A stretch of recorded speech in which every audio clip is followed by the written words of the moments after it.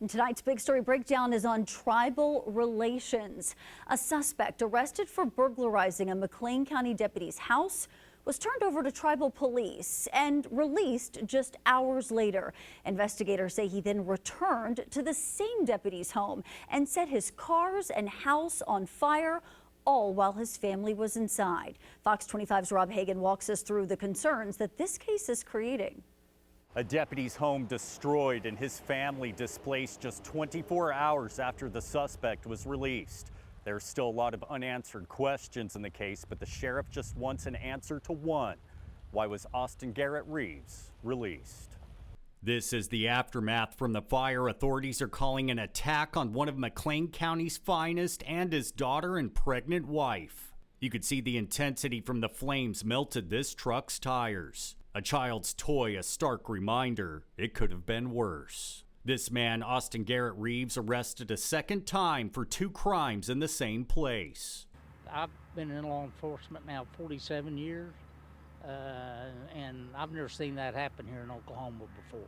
Sheriff Landy Ofalter says Reeves was turned over to the Lighthorse Chickasaw PD Friday after discovering he's a Cherokee tribal member. The state has no right to prosecute Native Americans for any crime due to the Supreme Court's 2020 McGirt ruling. The sheriff sharing his frustration on social media, drawing a firestorm of angry comments both condemning and defending the ruling. A fellow deputy shares his fears after the patrol vehicle was set on fire, setting off rounds of ammunition. If a guy can put on a uniform and serve his community and not be able to sleep safely in his bed at night, you know, we all have a problem.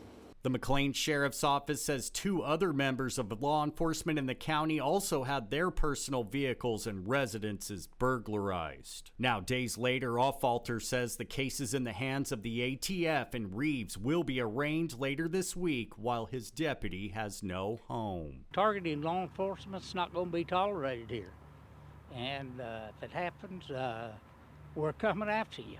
A GoFundMe has been set up to help the deputy and his family pick up the pieces, gaining hundreds of donations, raising more than $26,000 towards the goal of $28,000. I've reached out to the deputy and the Chickasaw Nation's prosecutor's office. Both have declined to comment. In McLean County, Rob Hagan, Fox 25 News. The governor says what happened in McLean County has been his concern with the McGirt decision all along. In a statement to Fox 25, Governor Stitt says our law enforcement officers are left with their hands tied while violent offenders are given what amounts to a new catch and release system.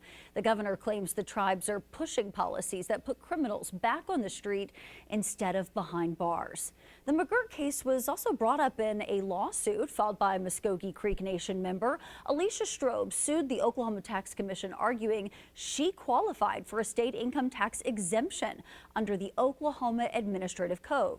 Now, according to the Tax Commission, she would have to meet all of the requirements to qualify, be a tribal member, and live and work on the reservation. The commission found Strobel did not live in Indian country for the purpose of this exemption. Last month, the state Supreme Court agreed, ruling she does not qualify for the exemption. Governor Kevin Stitt is asking the Oklahoma Supreme Court to block an agreement between the city of Tulsa and the Muskogee Creek Nation. Tulsa Mayor Monroe Nichols and Principal Chief David Hill signed an agreement to dissolve a lawsuit against the city for what the nation had called unlawful jurisdiction over any tribal members.